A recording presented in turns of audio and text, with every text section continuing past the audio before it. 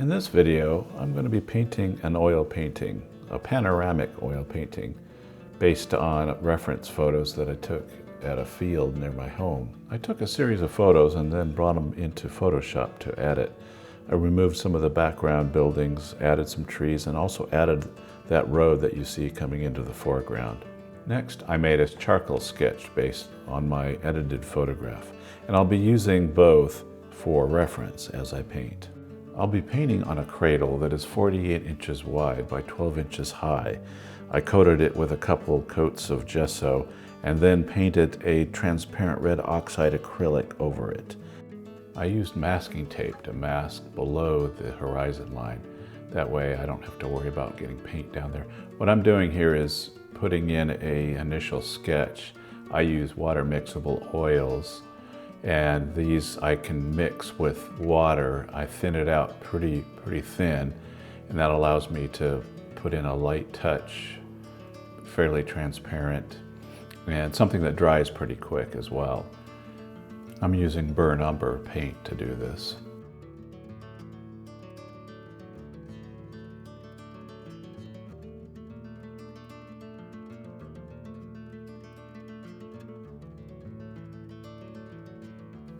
As I said before, I'm using my sketch, my charcoal sketch, and the photo that I altered in Photoshop as my reference as I do this. Really just blocking in the major shapes and getting proportions correct, things like that. That's what I'm looking for here.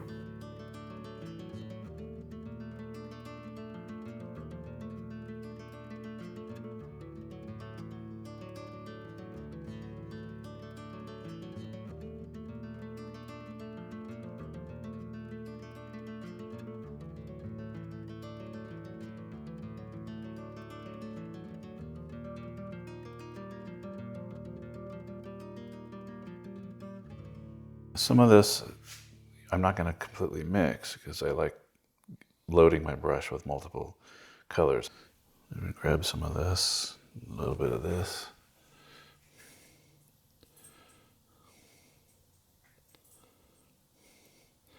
Since the canvas is toned with the transparent red oxide, I already get some interesting warm highlights in areas that I leave unpainted.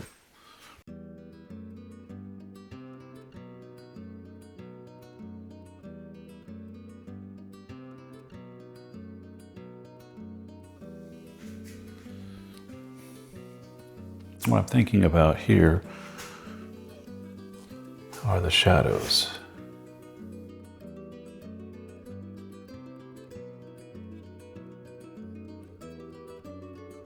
I'll jump around on the painting, so I've put some paint down here. I'm going to put some paint here and over here. I want to make sure that I have unity in my, if I end up using up a color, I don't want that color to only be on the left side, for instance. What I'm going for here are interesting tree shapes.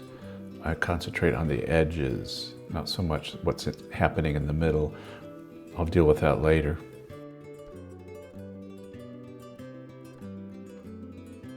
I rotate the brush around. This helps me get the edges to look random and organic, which helps a lot for the trees.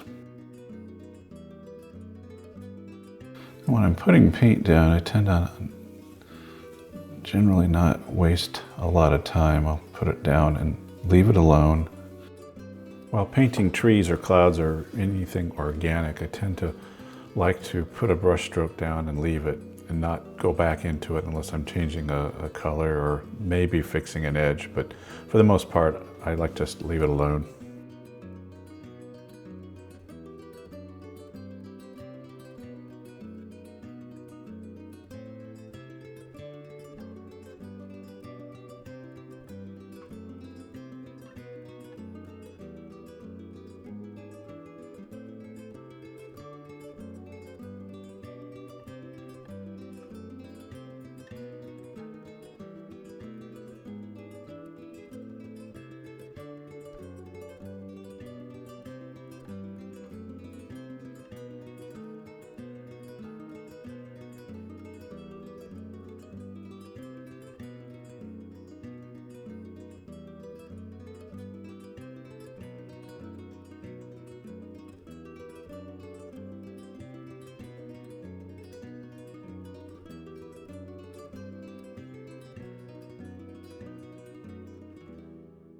For the sky, I'm using a 2-inch brush and Ultramarine Blue with a little bit of Cerulean Blue, kind of got the warm and cool thing going on.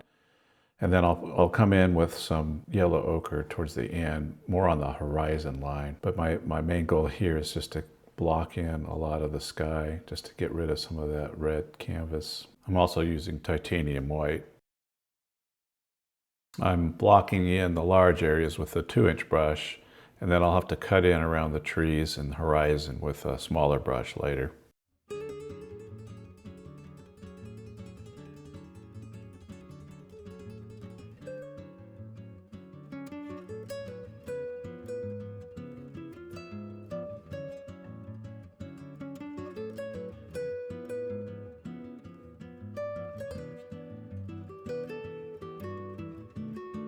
All right, so I'm going to use a smaller brush now and kind of cut in around the trees there.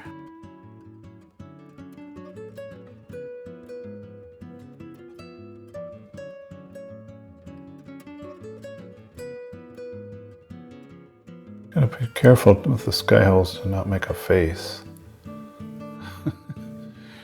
It's like this angry face.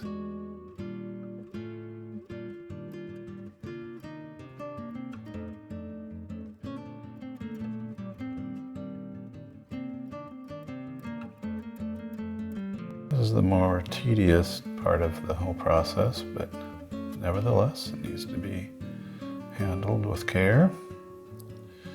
Some of that's going to be lighter foliage, leaves, branches, things like that. So I'm not covering up everything as far as the red oxide goes at this point. Just around the tops mostly.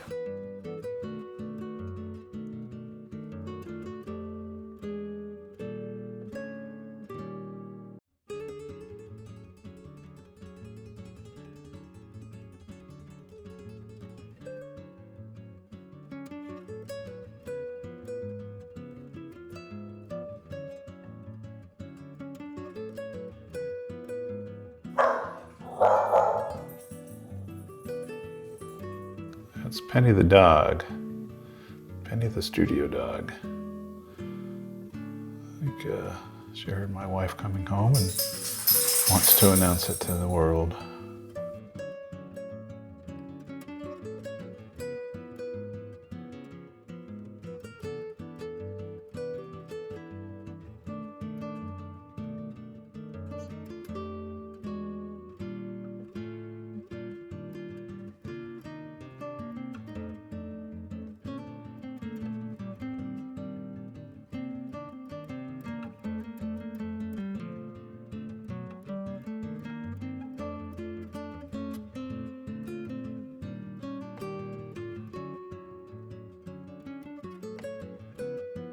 An interesting thing I noticed is this area here.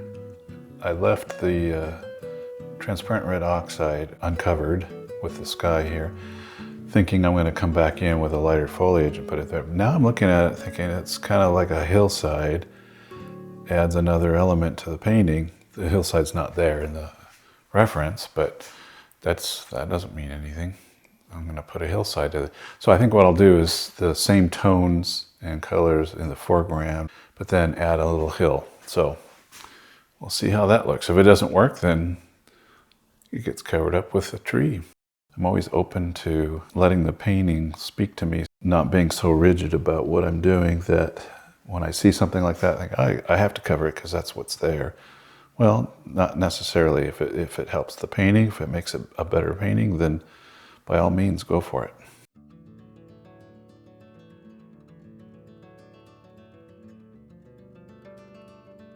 Okay, now I'm going to grab a badger brush, a soft brush here. It's a fan brush. No idea where I got this.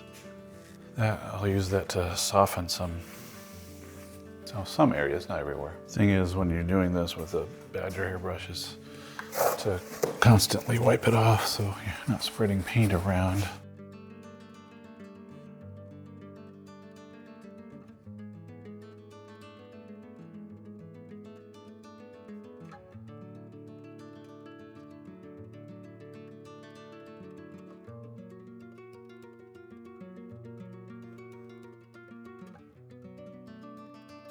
pretty wide sky area.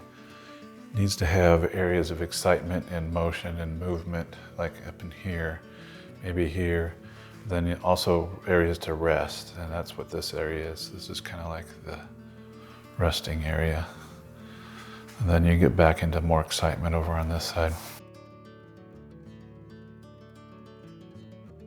I'm going to put the road in next. The road wasn't there in the reference picture. I added that in Photoshop. So I'm pretty free to do whatever I want, I guess.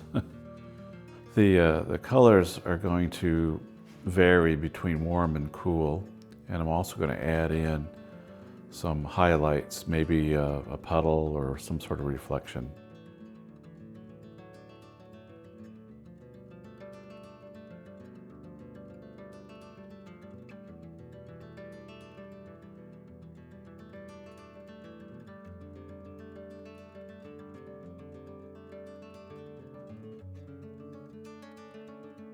Now I'm adding in this warm white color at the horizon.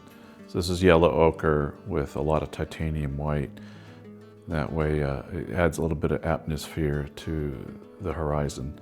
And I'm also going to make a billowing cloud over that hillside on the left-hand side. That will also increase the contrast between the trees and the sky.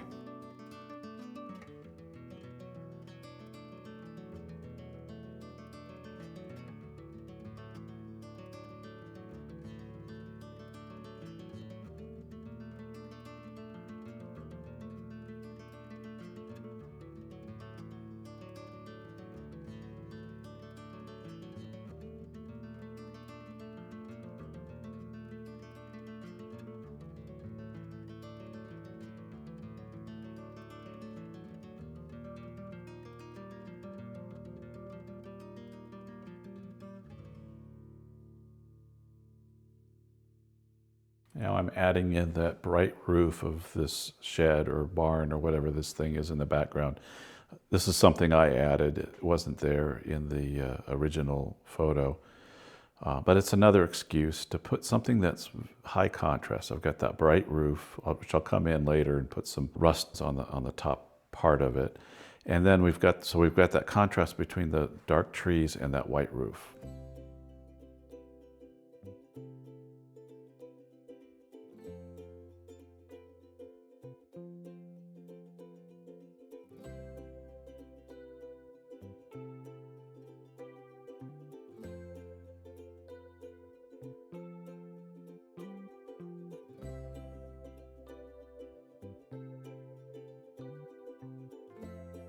Now I'm working on the field itself. Now the field is what's left after the harvest of the hay. So it's really not long grass, it's short grass, short stalks that are left over. And so I'm just going to represent that with color fields.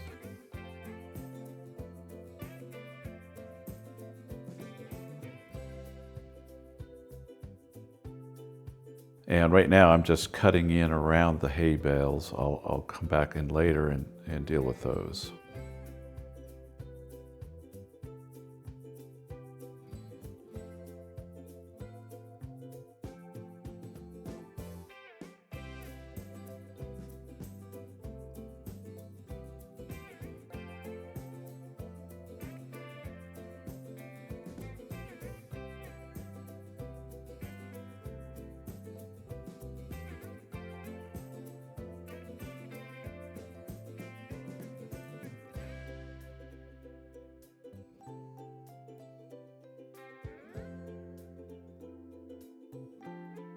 Now that I've got most of the field put in, I come back to the tree line where it meets the field and finish that up.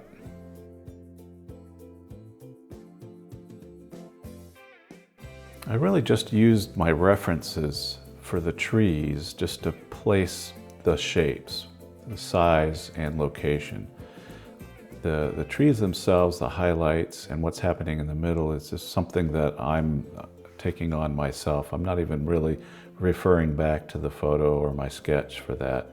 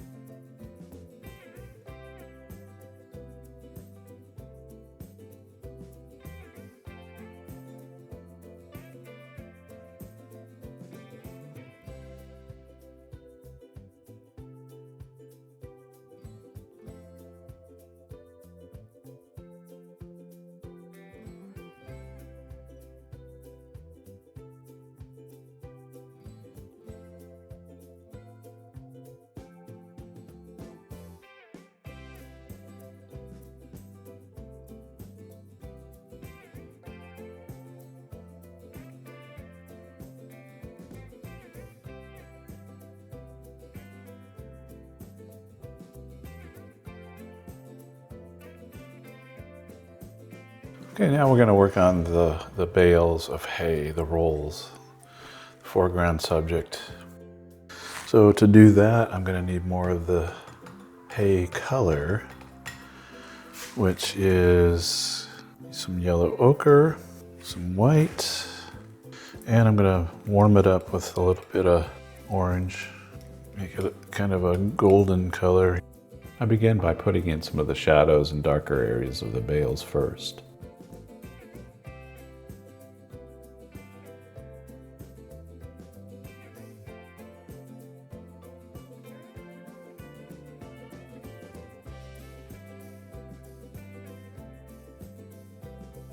Next, I add in some of the lighter colors at the top where the sunlight hits.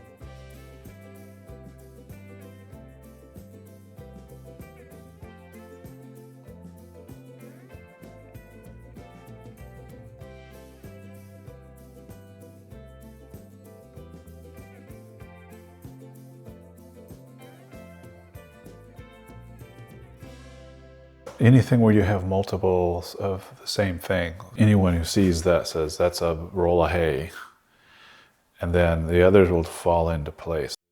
If you were to look at any one of these on their own, you would, well, what is that? That doesn't make any sense to me. Maybe that one, but even so, it would look kind of strange on its own.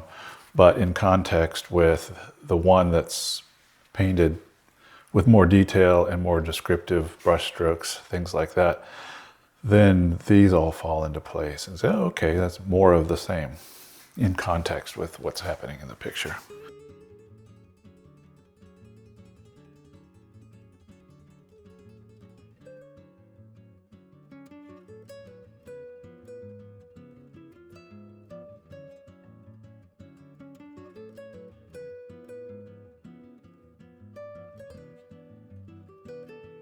Now I think I'm going to make a change. We'll see how it works.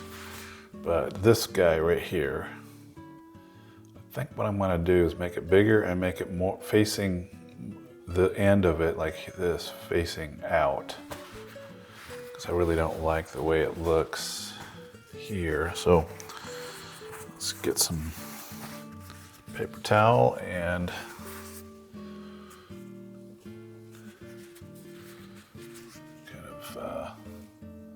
work it a little bit. Let's see. So I'm going to bring it closer.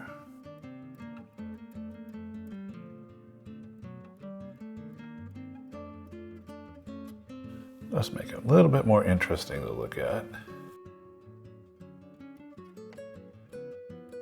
It's going to be a little bit darker than what it would be on this side. So let's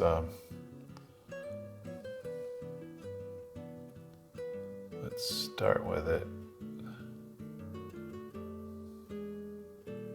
going around like this just to get size. I think that's probably pretty good size-wise. We'll have to fill in the part I rubbed away when I do the field.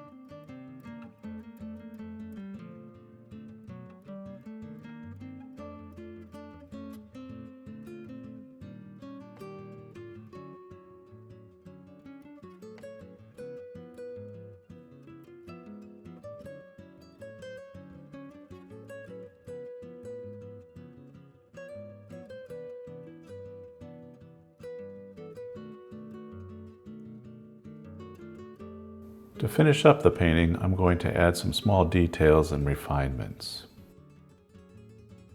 Maybe blades of the hay laying down, sticking up in various places. Also, maybe defining this role a little bit more. I know earlier in the process I blended it into the background, but I'm having second thoughts about it. It's in a prominent spot, so it probably needs to show up a little bit more.